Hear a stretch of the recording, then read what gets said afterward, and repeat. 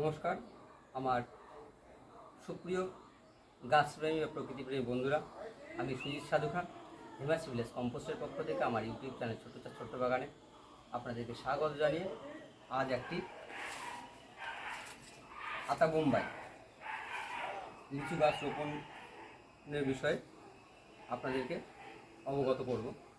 তো সঙ্গে থাকুন 10 থেকে 15 মিনিট, দেখবেন এই গাছটি আমি কীভাবে বিগত দিনে গাছ রোপণের মতো কীভাবে গাছটাকে রোপণ করি এবং রোপণের জন্য কী ধরনের জৈব কৃষিজ উপকরণ আমি সংগ্রহ করে নিয়েছি এবং কীভাবে ড্রেনিং সিস্টেম করি, কীভাবে মাটি এবং জৈব সারের মিশ্রণ করি এবং অনুখাদ্য সহ বিভিন্ন রকম খাদ্যের উপকরণ কীভাবে আমি প্রয়োগ করি, এই প্রয়োগবিধি আপনাদেরকে পরিষ্কার পরিচ্ছন্নভাবে আমি দেখাবো। সঙ্গে থাকুন, দেখবেন অবশ্যই ভালো লাগবে। তো বন্ধুরা, প্রথমেই বলবো আমার এই ইউটিউব চ্যানেল ছোট্ট বাগানে আপনারা যে বন্ধুরা নতুন আছেন, আপনারা এই ধরনের সুন্দর কৃষিমূলক এপিসোড খুব সহজেই পেতে আমার ইউটিউব চ্যানেল ছোট্ট বাগান সাবস্ক্রাইব করুন। আপনার প্রিয়জনের মধ্যে এই ধরনের ভিডিওগুলি শেয়ার করুন।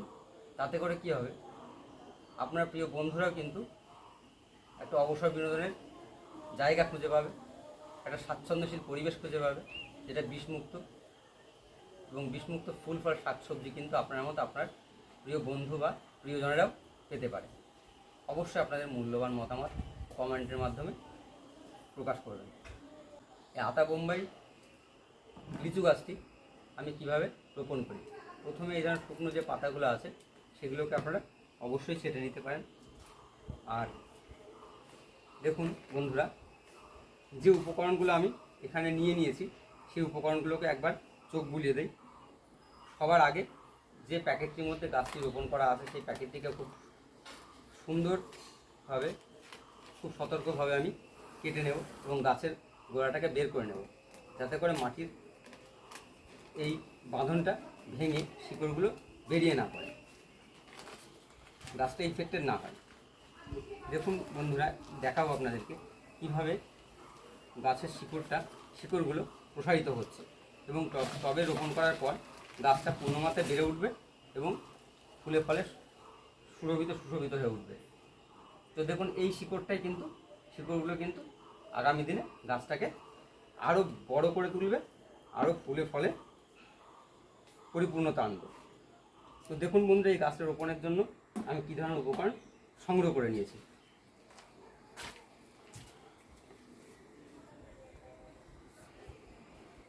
বন্ধুরা, সুন্দর সুডোল একটা আতা বোম্বাই লিচু গাছ আমি সংগ্রহ করেছি নার্সারি থেকে। গাছটা ঠিক 1 সপ্তাহ আগে আমি নিয়ে এসে শীতল জায়গায় রেখে দিয়েছিলাম। অল্প আলো, অল্প রোদ লাগে, বাতাস লাগে, শুধু পরিবেশের সঙ্গে খাপ খাইয়ে নেওয়ার জন্য। 1 সপ্তাহ পর গাছটাকে রোপণ করার জন্য আমি কি উপকরণ নিয়েছি এবং কিভাবে সেগুলো ব্যবহার করব সেটা দেখতে থাকুন, সঙ্গে থাকুন। গাছ রোপণের জন্য একটা ছিদ্রযুক্ত পাত্র নিয়েছি বা টব নিয়েছি। এই গাছটা আগামী দিনে যথেষ্ট বড় হতে পারে এবং 2 বছর পর, ঠিক 2 বছর পর আমি এই রিপোর্টিং করব, অর্থাৎ 2 বছর পর গাছটাকে তুলে আবার নতুনভাবে রিপোর্টিং করব। তো গাছটা 2 বছর এই টবের মধ্যে থাকবে এবং খাদ্য খাবার নেবে এবং ফুল ফল দেবে। তো যে কারণে উচ্চ জল নিকাশি ব্যবস্থা সুসম্পন্ন করার জন্য নিচে ছিদ্র করে নিয়েছি। এটা একটা 15 লিটারের জলের বালতি, যেটাকে আমি টবের রূপ দিয়েছি। আপনারা এইভাবে করে নেবেন। এর সঙ্গে ড্রেনিং সিস্টেমের জন্য কুচো খোয়া, বিল্ডিং স্যান্ড বা বাড়ি তৈরি করার বালি আর মাটির পাত্র ভাঙা। দেখুন বন্ধুরা, আমি এখানে বেলে দোআঁশ মাটি নিয়েছি। এই মাটিটাই কিন্তু আমি এখানে ঢেলে নিয়েছি। এই মাটির পরিমাণ হচ্ছে 60% আর হিমাচল ভিলেজ কম্পোস্ট উৎপাদিত জৈব সার 40%। এই যে হিমাচল ভিলেজ কম্পোস্ট উৎপাদিত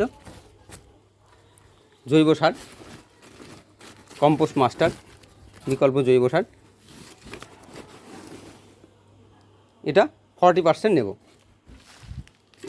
60% মাটি আর 40% হিমাচল ভিলেজ কম্পোস্ট উৎপাদিত জৈব সার আমি কিন্তু নিয়েছি।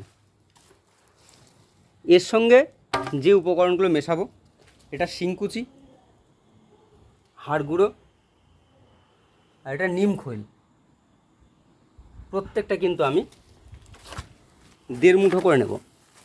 1 মুঠো শিংকুচি আর 1/2 মুঠো, 1.5 মুঠো শিংকুচি, 1.5 মুঠো হাড় গুঁড়ো আর 1.5 মুঠো মতো নিম খোল নিয়েছি। এই উপকরণগুলো কিন্তু খুব সুন্দর করে মিশিয়ে নেব মাটির সঙ্গে। দেখুন কি সুন্দরভাবে মেশাচ্ছি আমি। আপনারাও খুব সুন্দরভাবে কিন্তু মাটির সঙ্গে এই উপকরণগুলো ভালোভাবে মিশিয়ে নেবেন, তাহলে গাছের খাদ্যের ঘাটতি হবে না, গাছ সুন্দরভাবে বেড়ে উঠবে।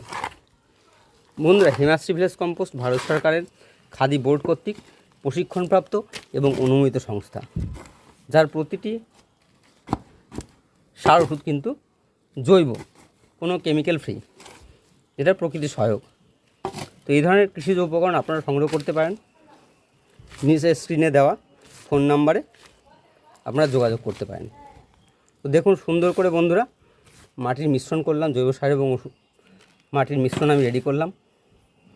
এবার কি করব, ড্রেনিং সিস্টেমটা আমি প্রস্তুত করব। দেখুন ড্রেনিং সিস্টেমটা আমি কিভাবে প্রস্তুত করি। প্রথমে দেখুন এই যে ছিদ্রগুলো আছে, এই ছিদ্রগুলোর উপরে কিন্তু আমি দেখুন আমি সংগ্রহ করে রেখেছি আমার সংগ্রহশালায় এই যে মাটির পাত্র ভাঙা, এই 4টে ছিদ্রতে 4টে মাটির পাত্র ভাঙা নেব, নিয়ে সুন্দরভাবে উবুর করে দেব। আপনারাও কিন্তু এইভাবে উবুর করে দেবেন। দেওয়ার পরে এটা প্রথম স্তর, দ্বিতীয় স্তরে কুঁচো খোয়া দেব 1/2 ইঞ্চি মতো। দেখুন একটা 1/2 ইঞ্চি কিন্তু একটা লেয়ার আমি তৈরি করে দিলাম কুঁচো খোয়া দিয়ে। এর উপরে তৃতীয় স্তরে বিল্ডিং স্যান্ড বা বাড়ি তৈরি করার বালির একটা স্তর তৈরি করে দেব। এগুলো দিলে কি হবে, খুব সহজেই অপ্রয়োজনীয় জলটা নিচ দিয়ে বেরিয়ে যাবে, গাছের গোড়ায় জল জমবে না এবং আমাদের শখের গাছটা কিন্তু মারা যাবে না, সুন্দর সুষ্ঠুভাবে কিন্তু বেড়ে উঠতে পারবে। হয়ে গেল আমার ড্রেনিং সিস্টেম। প্রথম পর্যায়ে এই যে সার এবং মাটির মিশ্রিত যে অংশ, এটা দিয়ে একটা বেড তৈরি করব প্রথমে, এবং বেডটাকে সুন্দর করে চেপে চেপে দেবো। তারপরে গাছটাকে বসিয়ে দেখে নেব যে নিচে কতটা পরিমাণ বসিয়েছি। ঠিক আছে, পারফেক্ট। 4 আঙুল মতো, 3 থেকে 4 আঙুল মতো ফাঁকা থাকবে, যেখানে জল বা পরবর্তীকালে খাদ্য খাবার দেওয়ার জন্য। দেখুন বন্ধুরা, ঠিক মাঝ বরাবর কিন্তু গাছটাকে আমি বসিয়ে দিয়েছি। দেওয়ার পরে আস্তে আস্তে মাটিগুলোকে দিয়ে চেপে চেপে দিয়ে মাটিটাকে দিয়ে টবটাকে পরিপূর্ণ করব, এবং পরিপূর্ণ করার পরে প্রতিদিনের ন্যায় জল দিয়ে ভরাট করে দেব। তো বন্ধুরা, আমার ইউটিউব চ্যানেল ছোট্ট বাগানে যারা নতুন আছেন, তারা এই ধরনের সুন্দর সুন্দর জৈব কৃষিমূলক ভিডিওর আপডেট পেতে আমার ইউটিউব চ্যানেল ছোট্ট বাগান সাবস্ক্রাইব করুন। আর অবশ্যই আপনার প্রিয়জনের মধ্যে এই ধরনের ভিডিওগুলো শেয়ার করুন, যাতে তারাও, আপনি সহ তারাও এই ধরনের ছাদ বাগান বা ছাদ কৃষিতে উদ্বুদ্ধ হতে পারে, তারাও ছাদ কৃষিতে সাফল্য অর্জন করতে পারে। আর আপনার অবসর বিনোদনটা স্বাচ্ছন্দ্যশীল হোক, তার পাশাপাশি আপনার প্রিয়জনের অবসর বিনোদন স্বাচ্ছন্দ্যশীল হোক। সবুজ সতেজ প্রাণবন্ত পরিবেশ প্রত্যেকেই পাক। আপনি আপনার মতামত অবশ্যই কমেন্টের মাধ্যমে প্রকাশ করবেন। তো দেখুন আমার গাছটা রোপণ করা হয়ে গেল। এবার আমি পূর্ণমাত্রায় জল দিয়ে একটা ছায়া শীতল জায়গায় সপ্তাহখানেক জন্য রেখে দেব। তারপরে গাছটাকে রৌদ্র ঝলমলে জায়গায় রেখে ঠিক 15 দিন পর থেকে পরবর্তী পরিচর্যায় এর খাদ্য খাবার প্রয়োগ করতে থাকব, এবং কী ধরনের খাবার আমি প্রয়োগ করব সেটাও আমি আপনাদেরকে এখনই দেখাচ্ছি। আপনারা সঙ্গে থাকুন, দেখতে থাকুন। বন্ধুরা, এই যে উর্বর plus herbal soil tonic Hemashri village কম্পোস্টের উৎপাদিত একটা অসাধারণ সৃষ্টি, যেটা এনপিকে সহ মাইক্রোনিউট্রিয়েন্টের আধার, সব রকম মাইক্রোনিউট্রিয়েন্ট কিন্তু গাছকে সাপ্লিমেন্ট হিসাবে দিতে থাকবে। গাছ কিন্তু সুদূর সতেজ হবে, প্রাণবন্ত হয়ে বেড়ে উঠবে এবং ফুলে ফলে সুশোভিত হয়ে উঠবে। এটা আমি প্রতি 15 দিনে একদিন প্রতি লিটার জলে 10 থেকে 15 ml মিশিয়ে বিকালবেলা গাছে প্রয়োগ করি। আপনারা প্রয়োগ করুন। আমার যারা আছেন ছাদ বাগান প্রেমী বন্ধুরা, তারাও কিন্তু আমার কাছে সংগ্রহ করে এই উপকরণটা তারাও তাদের ছাদ বাগানে কিন্তু ব্যবহার করছে। তো এটা আপনারা সংগ্রহ করতে পারেন। এর পাশাপাশি সরিষার খোল পচা জল প্রতি 15 দিনে একদিন আমি প্রয়োগ করি। 1-1.5 মাস পর পর এই যে হেমাশ্রী ভিলেজ কম্পোস্ট উৎপাদিত জৈব সার কম্পোস্ট মাস্টার এরকমভাবে 2-3 মুঠো আমি উপর দিয়ে ছড়িয়ে দিয়ে জল দিয়ে দিই। ঠিক জল যখন দেই 1-1.5 মাস পর পর 2 মুঠো জৈব সার, তার সঙ্গে 2 চামচ মতো 1 থেকে 2 চামচ নিমখোল, 1 থেকে 1.5 চামচ হাড় গুঁড়ো, 1 থেকে 1.5 চামচ শিংকুচি দিয়ে হালকা করে গোড়াটাকে একটু খুঁচিয়ে মিশিয়ে নিয়ে পূর্ণ মাত্রায় জল দিয়ে দিই। এই হচ্ছে আমার পরবর্তী খাদ্য খাবার প্রয়োগ। আর অপকারী কীটপতঙ্গ দমনের জন্য কিন্তু আমি নিমশক্তি প্লাস এই জৈব কীটনাশকটা আমি প্রয়োগ করি। এটা হেমাশ্রী ভিলেজ কম্পোস্ট উৎপাদিত কিন্তু একটা অসাধারণ জৈব কীটনাশক, যেটা প্রকৃতি সহায়ক।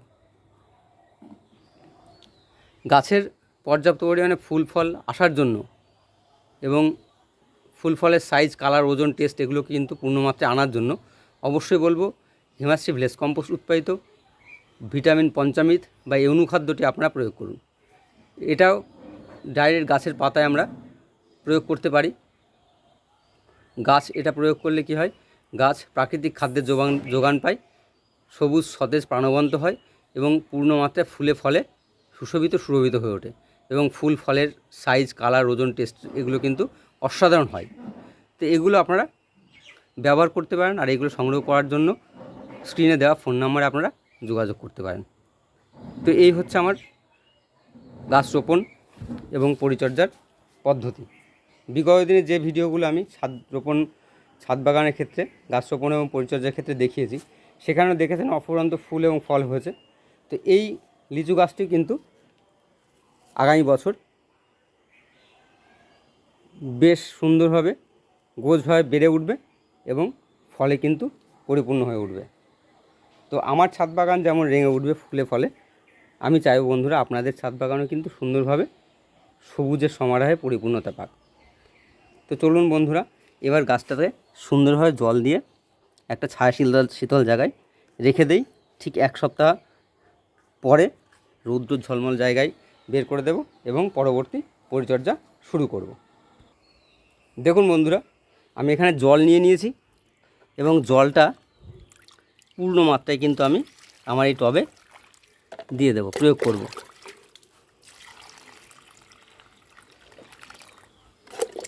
সম্পূর্ণ মাটিটা ভিজে নিচ দিয়ে ড্রেনিং সিস্টেম দিয়ে জলটা বাইরে বেরিয়ে আসবে।